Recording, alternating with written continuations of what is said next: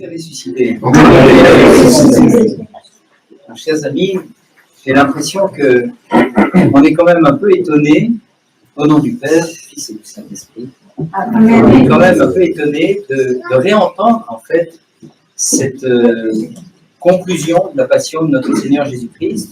Il n'y a pas si longtemps quand même, on a déjà entendu ce récit, on a déjà chanté abondamment le jeudi soir, les matines du vendredi saint, le noble Joseph qui transfère, qui va chercher le corps du Christ. Là, on s'est immergé dans la passion du Christ. Et là, aujourd'hui, on a fêté, dimanche dernier, on a célébré, on a actualisé, disons, le doute de l'apôtre Thomas, qui a demandé, qui a dit à ses collègues, si je ne vois pas la marque des clous dans ses mains, si je ne peux pas mettre les mains dans son côté, si je ne vois pas, je ne croirai pas. Et le Christ a répondu, heureux ceux qui croiront sans voir. Et là, aujourd'hui, il s'agit essentiellement de voir, justement. De voir et, en fait, de faire. De voir et de faire.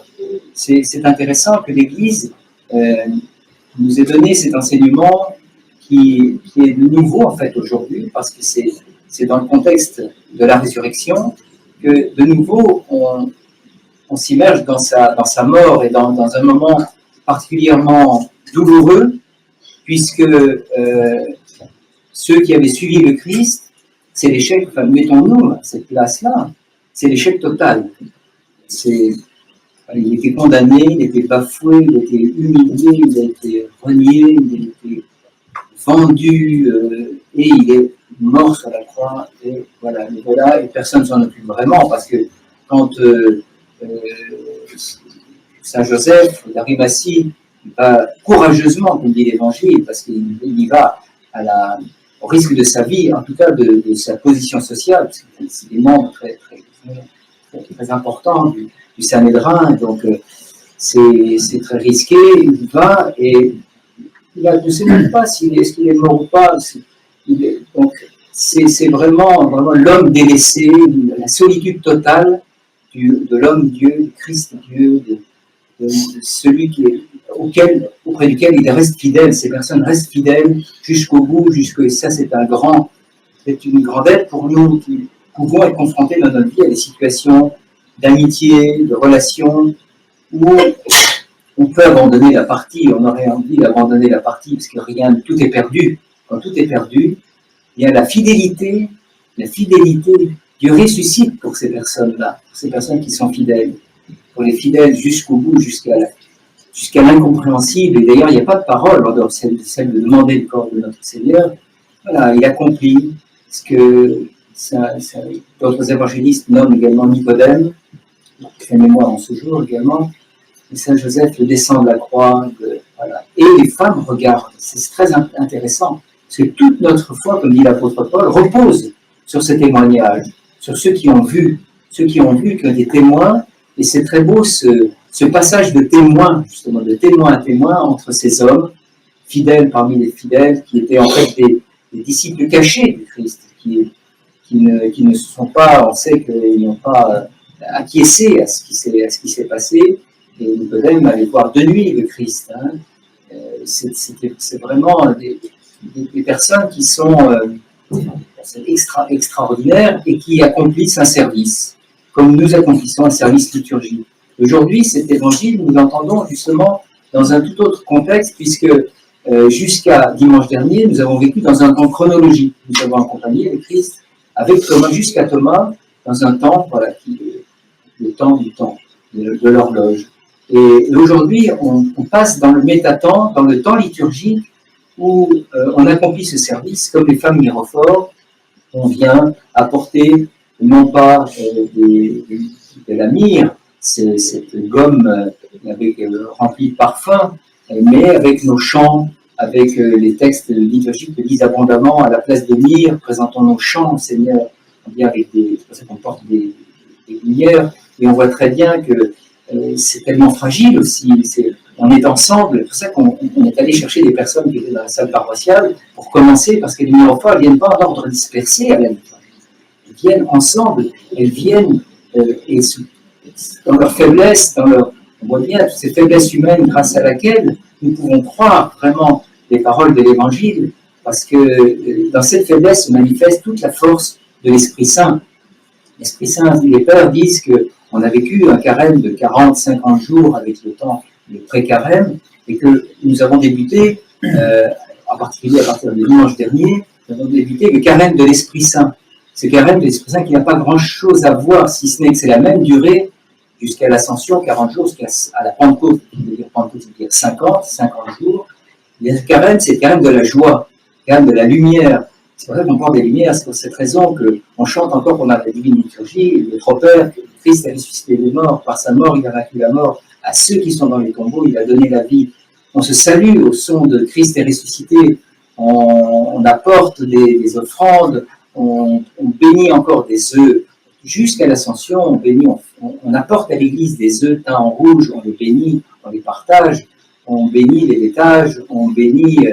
C'est pas qu'alors on dit que la semaine lumineuse, la semaine qui suit pas, c'est la semaine où c'est pas tous les jours, mais en fait c'est un rayonnement pascal dans lequel les pères disent qu'en confessant le Christ ressuscité, dans la confession du Christ ressuscité, il est donné à l'homme de pénétrer le mystère de l'esprit. Et ça, bon, c'est pas moi qui l'invente, c'est pas moi qui peux le dire, mais c'est quand même extraordinaire. Nous soyons convaincus que sans cette confession-là, on n'aura pas part au sommet même de toute notre vie liturgique, c'est-à-dire la Pentecôte, le don de l'Esprit Saint. Séraphin Sarov dit le but de la vie chrétienne, c'est l'acquisition de l'Esprit Saint. Il n'y a pas d'autre objectif dans la vie que de recevoir. Et dans la liturgie, c'est ce que nous faisons. Il n'y a pas que l'épiclèse. Toute la liturgie est épiclétique, comme on dit, c'est-à-dire elle demande de la descente de l'Esprit Saint. Et tout ce temps, eh bien, ce temps, nous allons le passer en disant Seigneur Jésus-Christ, montre-nous ton Saint-Esprit, rends-nous dignes de ton très Saint-Esprit. Et d'ailleurs, vous avez remarqué que dans la liturgie, on ne dit pas Roi Céleste, on ne dit plus la prière Roi Céleste, mais on chante le Trop-Père de la Résurrection. Puis une autre chose que je voudrais dire aussi, c'est à propos de ce service commun, de cette liturgie, c'est en fait l'installation aujourd'hui du mystère pascal dans l'hebdomadaire de la divine liturgie. C'est vraiment la liturgie qui s'installe vraiment comme mystère du tombeau, l'autel étant le tombeau et le lieu de la résurrection du Christ. Et une autre chose que nous apporte l'apôtre Paul, c'est les actes des apôtres qu'on a vus aujourd'hui et qu'on lit pendant tout ce temps pascal. Les livres des actes des apôtres est très très intéressant. Il nous enseigne beaucoup sur ce qu'est vraiment la vie chrétienne. Après, voilà, il y a eu de multiples développements qui sont très très intéressants. Et l'Église qui se constitue, qui est naissante, c'est très intéressant. Et là, qu'est-ce qui se passe? Eh bien, il se passe que les apôtres sont débordés. Vous avez entendu, les veuves des uns se plaignent qu'ils n'ont pas assez, ceci, cela, qu'ils n'arrivent pas à abonder dans ces personnes qui s'adressent à eux. Et ils cherchent des hommes avisés, comme on dit, au premier rang desquels se trouve Étienne, qui va être le premier martyr parmi les disciples du Christ. Étienne, qui est homme avisé, qui va confesser le Christ, comme vous le savez, et qui sont en fait des hommes faits pour le service. Et c'est cette notion, on pourrait dire deux mots là, c'est qu'on vient à l'Église pour servir. On ne vient pas pour assister, on ne vient pas pour accomplir sa petite vie spirituelle, etc. Non, on vient pour servir. Le service par les chants, essentiellement par sa présence. En fait, on sert premièrement par sa présence debout. La présence est un service, la prière est un service, mais il y a tous ces services qui déclinent les uns des autres et qu'on peut peut-être justement, en priant les femmes mirophores, leur demander, puisqu'elles sont proches de nous, en particulier Sainte Marie-Madeleine, qui dans les reliques sanctifie la personne, comme le dit la prière pour la France. Sainte Marie-Madeleine, les reliques qui sont en Provence, je vous encourage beaucoup à les prier devant les reliques de Sainte Marie-Madeleine, c'est vraiment un lieu extraordinaire. Et elles sont là, elles viennent pour servir.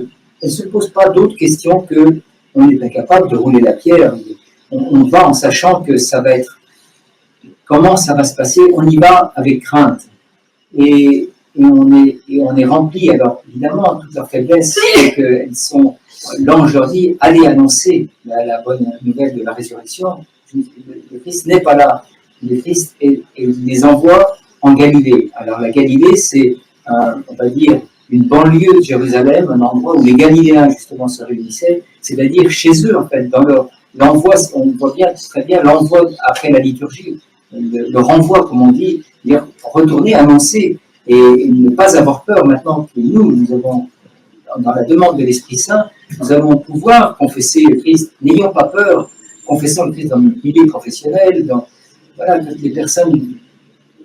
Très souvent, ça arrive très souvent qu'on nous confie des noms, des personnes, des situations, et peut-être qu'on peut, il y a beaucoup d'occasions pour témoigner de ce qui nous a été annoncé dans la divine liturgie, que le Christ est ressuscité.